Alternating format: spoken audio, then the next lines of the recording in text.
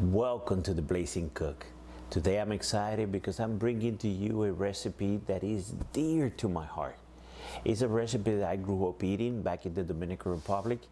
It's a recipe that is super simple, super affordable, but super packed of flavors.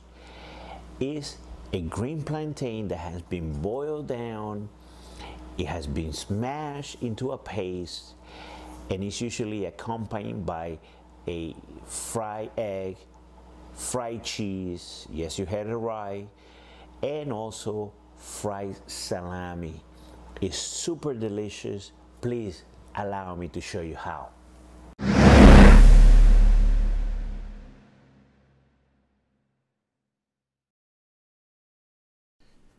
And there you have it, the humble green plantain.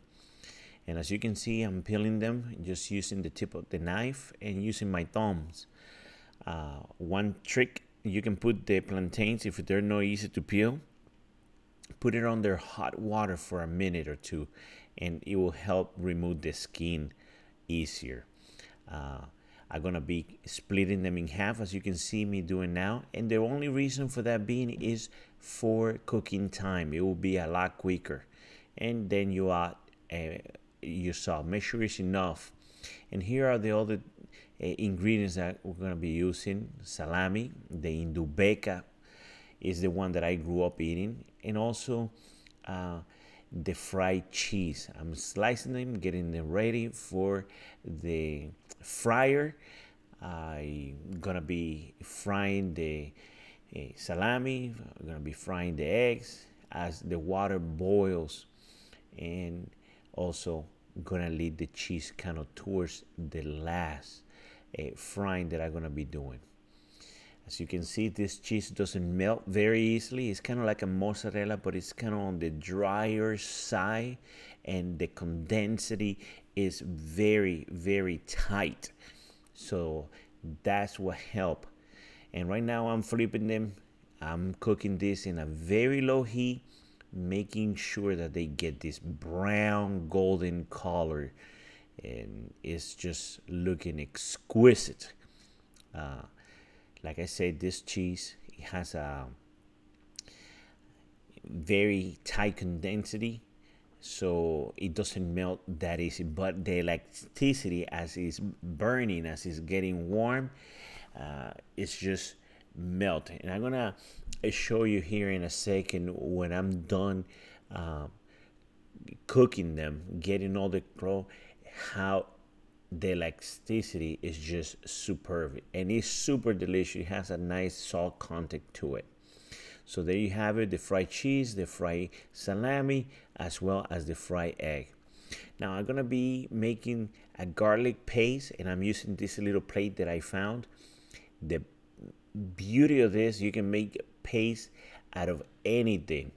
It's used for ginger paste, wasabi paste, garlic, and your fingers are gonna thank you for it, because it's super friendly on the fingers. You won't cut yourself or hurt yourself.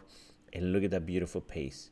And to remove it, it comes with this little brush, and it's just remove the paste out of all those little holes, or I don't know how you would call that. And there it is, the beautiful garlic paste. I'm gonna add some first cold press olive oil. This one in particular is a non-filter, and I'm gonna stir it just so I can infuse the flavor on the olive oil. And I'm gonna show you in a minute what are we gonna be, or how we're gonna be using the garlic and the olive oil. So right now I'm using my ricer to press down the plantain, so we can create that beautiful smooth paste. If you don't have a ricer, you can use a cup, and just put it down in the bowl and just mash it down. And that's the way that we grew up actually doing it, is just mashing it down with a cup, pressing and pressing and pressing down. But the ricer make it a whole lot easier. So as you can see, I have my plantain nice and boiled, nice and soft, and I'm gonna create that paste like. It's not super dry, it's not super watery, and all I'm adding is the olive oil, and also I'm gonna use that olive oil and garlic infusion that I make. Now I'm working it out so it's nice and even all across. If you notice that it's a little bit on the dry side, you can add some of that boiling water and just put it inside the mixture little by little. Plantain tend to dry, and you don't want that, trust me. Now for presentation, using this ring, this plate took me forever to come up with a presentation. I'm using a little mold, ring mold, as you can see, and I'm working it down, making it nice and compact there. And the reason for the presentation not being perfect to begin with is because we never eat it like that. I'm trying to make it fancy, trying to make it look attractive, but we never eat it like that. We just grind some of that mixture of the plantain, throw it in there, put a couple salami pieces, a couple of fried cheese, and an egg, and most importantly, the avocado cannot be forgotten. An avocado, if it's in season, is always used when eating a mangú. Now I have some pickled onion and some pickled peppers, so I'm putting it on top because the acidity, it adds a nice contrast to it. And to finish it up, I'm gonna put some chives on top, and as you can see, I'm working out the presentation is really not working.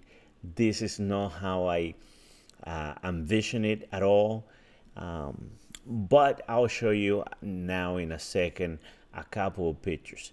I'm adding a little drizzle of olive oil all over the place. Is always part of the tradition. As you can see, this is a different presentation than the one before, and I think it looks a little nicer, but I still wasn't happy completely enough with the presentation. So I actually created another one, maybe a little bit more simpler, but it's a little bit more organized in the play and more attractive to the eye. So there you have it. If you haven't subscribed, please do so. Leave your comments down below, and until the next time.